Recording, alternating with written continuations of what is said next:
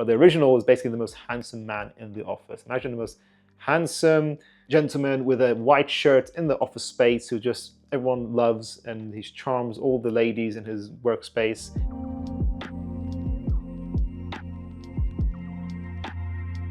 There are a lot of options nowadays in the summer fragrance market because of how many releases are constantly coming out in the fragrance industry.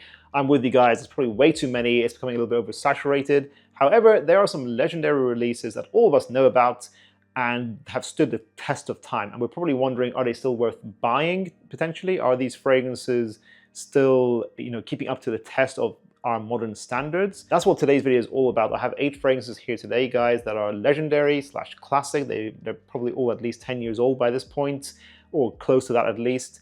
I'm going to go through all of them with you guys and let you know why I still think these 8 fragrances for the summertime are still worth buying. Let's begin. Classes in session. Karolina Herrera's 212 Men NYC. This is a fragrance you should wait for it to go on discounters. You usually can find it on discounters if you time it well. Depends where you live, of course, but I'm not sure why more guys aren't onto this. I think this is the first ever magnetic lid as well in the industry. It's quite historical, and this is green for sure. A lot of guys don't like green fragrances because maybe it smells a bit old school. It's a bit like that 20th century style. So this is just about 20th century. I think this came out in 1999, so it's a classic for sure, but it still smells modern, timeless. If you want to smell masculine and rugged, that's when you go for green fragrances. It has that grass note in there, but don't be scared. It's not just, like a weird smell. It smells like a sexy green fragrance. Sexy, fresh out of the shower, musky, a little bit of sweetness, a little bit of spice in here.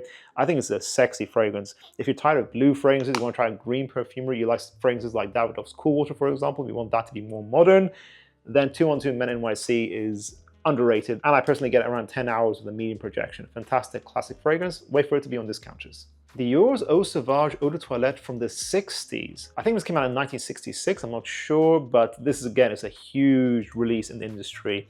You may not like Dior's Fahrenheit, but that made a big impact on the industry because that introduced ISOE Super being used in large amounts in little fragrances, which is why your fragrance smells very mass appealing. So you can thank Fahrenheit for that.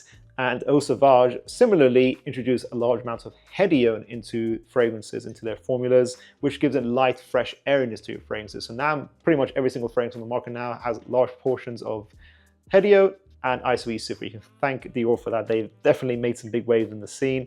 But hey, Eau Sauvage Eau de Toilette, I was surprised by this. I got this recently, I think a few years ago. It's from the 60s, but I was surprised by how actually it's classic, gentlemanly, and still modern and still relevant. It smells like a lemon, white floral, musky barbershop cologne fragrance that is very complex. It's not boring. It just smells classical and gentlemanly, but at the same time still relevant. So if you want a really nice and, let's say, lighter, fresher, elegant barbershop fragrance, a fougere that lasts around 6 to 8 hours with a medium projection, I think this is more for the summer and spring and autumn times. It has good wearability. This is a classic, and I think it is just a really interesting piece of history to own. This is underrated and still worth checking out. Montblanc Legend Spirits. This is a bubblegum fragrance, which is a genre that's kind of gone out of fashion in recent times, but I'm impressed that this is still standing the test of time. It replicated Aqua 2016 by Invictus, and yet I feel like that fragrance has kind of become forgotten about, even though it got re-released in 2024. I kind of feel like this kind of took the spotlight, as well as Hawas. With Rasasi Hawas existing as well as this, I'm not sure if you need to get Invictus Aqua 2016 anymore. This is like a more smooth take on that DNA. Bubblegum, fruity, a little bit aquatic, musky, very clean. It kind of makes you smell like you're fresh out of the shower. For the young guy who wants a gym fragrance, get this at a good price, wait for it to be on discount. This is a fantastic scent. If you want a more beast mode, Middle Eastern take on something like Invictus Aqua 2016. I'm not saying Hawas cloned that fragrance. I did a whole video. It's one of our oldest videos on the channel, guys, comparing these 3 fragrances. Then yeah, I feel like if you want a strong fragrance, you go for Hawas. If you want an affordable fragrance, you go for Legend Spirit. This stands the test of time. And yeah, I'm just not sure if you do need Aqua 2016 at this point or Aqua 2024. I can't believe it, guys. I've noticed recently that 40% of you who watch the channel are subscribed to us. Thank you so much to everyone who subscribed so far. If you want to see our channel grow even further, go ahead and click subscribe. Let's get that number to 45%. Thank you. Chanel's Allure on Sport. This is the best flanker in the line, in my opinion, if you want a all-rounder freshie that can be worn as your everyday signature. This makes it smell like a creamy, handsome, ozonic pilot, let's say. Imagine you're the most handsome pilot in the world. That's what Allure on Sport is. As I said, airy ozonic, citruses, orange in here, a little bit aquatic, but it's not really an aquatic fragrance overall, in my opinion. It's just a very creamy musk fragrance as well. It's got that Chanel creamy elegance in here. It lasts around 8 hours with medium projection. It's one of my most complimented fragrances in my collection. I've never gotten a compliment with Eau Extreme, but I have with this fragrance many times. So this is the flanker I recommend overall if you want a daily signature. Fantastic flanker, 10 out of 10. Dolce & Gabbana's Light Blue Eau Intense. This is basically the original but intensified, and I think the original came out in 2007. Now they have reformulated the original into a new bottle. I'm not talking about that. I'm talking about the original Light Blue DNA is a more masculine, more sharp aquatic. If you want an aquatic fragrance with some edge to it, you want some saltiness in there, some sharpness from the citruses, this is what Light Blue is for you. Handsome, sharp, salty, oceanic muskiness that just smells like handsomeness, like attractiveness in a bottle. Like you're a man, he's got himself well put together, he's just very well presented in the summertime. That's the kind of fragrance this is. I feel like that David Gandy ad campaign pretty much symbolizes it perfectly. That is this fragrance in a bottle. 8 hours longevity with loud projection, one of my most complimented fragrances in my collection as well. Still stands the test of time, still worth getting. Mugler Cologne Come Together. So this is a repackaging of Mugler Cologne, the original bottle, which I think came out in 2003, I want to say. But this is just your grab and go. Let's say it's a gym fragrance. Let's say you want a fragrance that both you and your partner could wear. Let's say you have a big bottle in the car. This is basically a big, elegant green bar of soap. It is how the bottle looks. Neroli, musk, some citruses in here.